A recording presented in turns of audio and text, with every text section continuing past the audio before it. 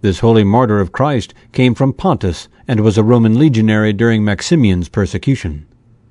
Though he had been a Christian since childhood, he kept his faith secret while in the army.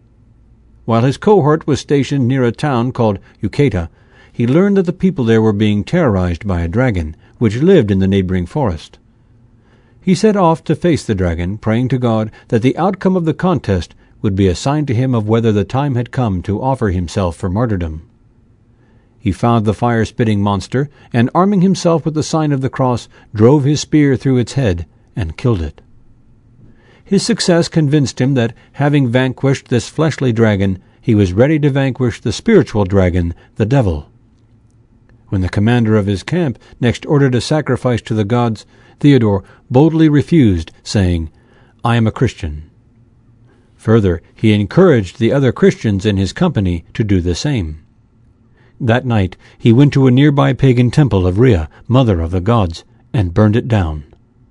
He was seen by the caretaker of the temple, and was brought unresisting to the governor Publius. Theodore was thrown into a solitary dungeon cell, where he refused bread and water, saying that Christ himself had promised him food from heaven.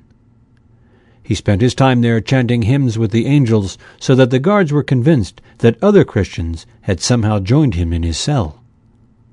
When all argument, cajolery, bribery, and threat had failed to turn the soldier from Christ, the governor resorted to torture, subjecting the saint to terrible mutilations. But when Theodore endured them calmly and resolutely, the governor began to fear that his example would encourage other Christians, and ordered that he be burned. Taken to the stake, the martyr walked freely into the flames, where he gave back his soul to God. When his body was ransomed and taken from the ashes by pious Christians, it was found to be untouched. A church was built in Eucata in honor of the martyr. Many pilgrims came there for the healing of soul and body.